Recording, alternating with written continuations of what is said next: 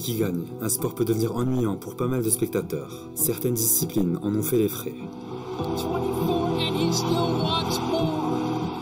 Dans le foot, c'est un peu vrai. En Ligue 1, en Bundes et en Première Ligue, le top 4 et surtout le vainqueur change très peu d'année en année. En Ligue des Champions, le tableau affiche souvent les mêmes équipes à partir des quarts de finale. On peut trouver ça lassant. Mais pour revenir à notre sujet, ce n'était pas mieux avant. Depuis sa création, le foot appartient aux clubs les plus puissants. De 91 à 99, seulement 2 clubs italiens se sont partagés le Scudetto, la Juve et l'AC Milan. Dans les années 50, le Real Madrid a remporté les 5 premières éditions de la Ligue des Champions.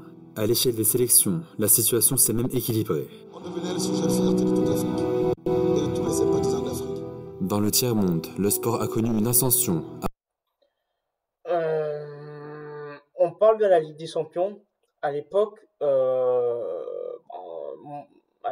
t'avais déjà dans les années 90, t'as l'Étoile Rouge de Belgrade qui a gagné la Ligue des Champions en finale face à l'Olympique de Marseille. C'était 90 ou 91. Je crois que c'était plutôt en 91. Ils avaient gagné la finale de la Ligue des Champions face à l'Olympique de Marseille. Marseille a remporté la Ligue des Champions en 91. Non, en fait, ok, d'accord, il y a des équipes qui ont toujours eu le monopole. Des équipes puissantes comme le Milan AC, la Juventus. Et oui, le Real Madrid, ils avaient gagné les 5 premières éditions de la Ligue des Champions. D'accord. Mais c'est pas forcément vrai. Par exemple, avant l'arrêt Bosman, t'avais plus d'équipes qui gagnaient la Ligue des Champions. C'était beaucoup plus diversifié. Après l'arrêt Bosman, t'as eu une espèce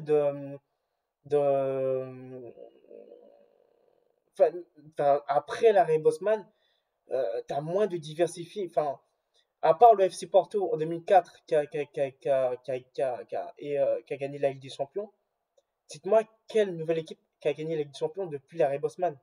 Enfin, de mémoire, il n'y en a pas vraiment. Donc, non. Je suis à moitié d'accord avec ce qu'il dit.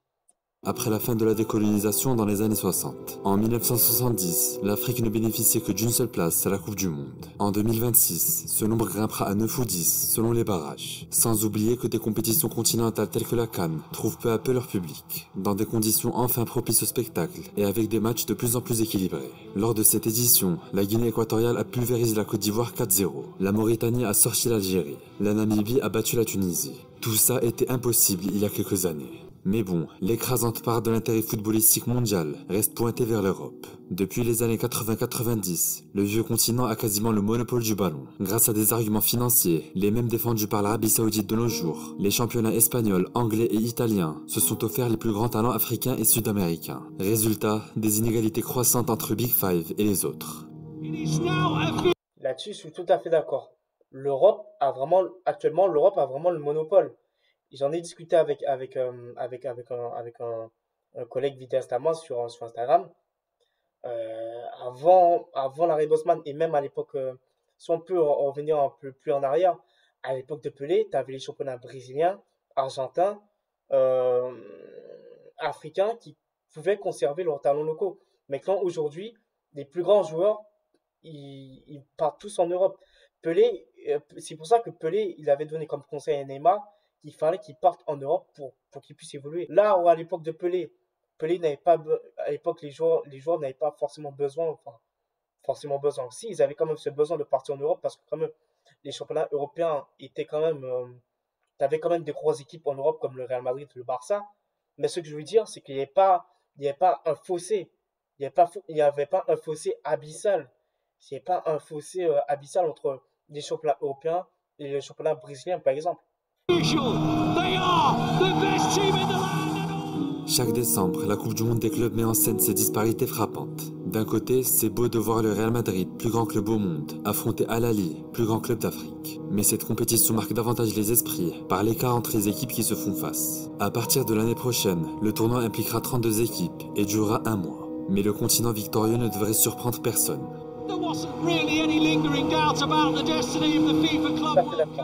En revanche, et heureusement d'ailleurs, le ballon n'appartiendra jamais qu'aux meilleurs. Le foot a beau donner, et de plus en plus, les pleins pouvoirs aux plus puissants. Mais la ferveur locale reste assez incorruptible.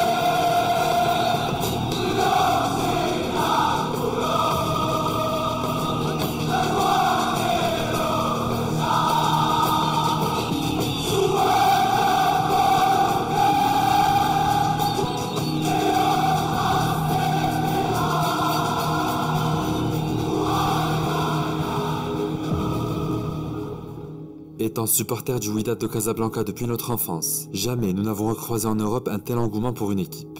Pour le peuple, le foot est une échappatoire dangereuse. Mais dans un stade plein à craquer où la place reste abordable pour les plus pauvres, impossible de rester insensible à l'émotion d'un refrain chanté à l'unisson. Il y avait beaucoup d'autres choses à dire concernant la VAR, les calendriers de matchs ou même les blessures. Mais on a préféré insister sur les éléments les plus pertinents et pas assez mis en avant. Pour résumer, malgré ses défauts, le foot d'aujourd'hui n'est pas moins appréciable que celui d'hier. Sur le terrain, il offre bien plus de matière à apprécier. En dehors, il continue de subir les effets de jeu de pouvoir et d'argent qui ne datent vraiment pas d'hier. Mais comme le disait Maradona en début de vidéo, personne ne pourra vraiment salir le plus beau sport au monde.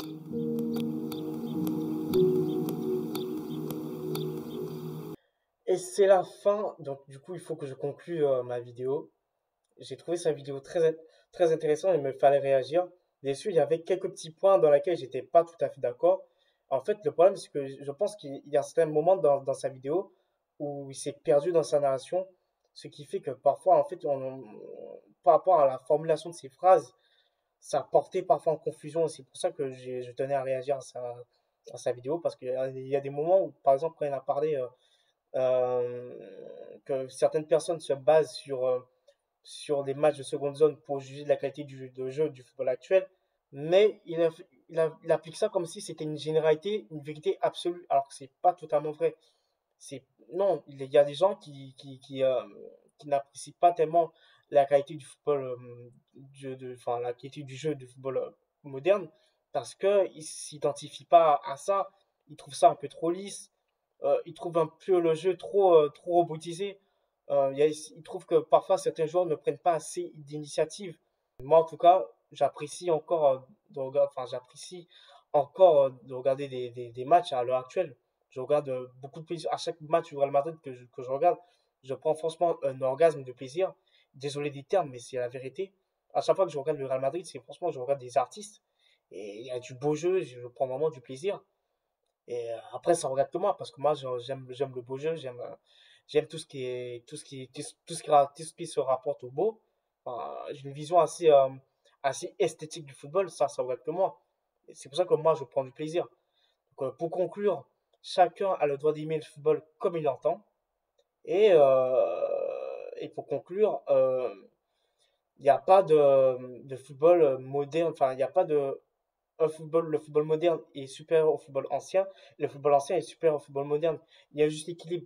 En fait, c'est qu'il faut savoir que le football, il a connu des évolutions. Et du coup, les joueurs, ils s'adaptent aux évolutions, tout simplement. Il n'y a pas de football supérieur à l'autre. Il n'y a pas de football moderne qui est supérieur au football ancien et vice-versa. Non.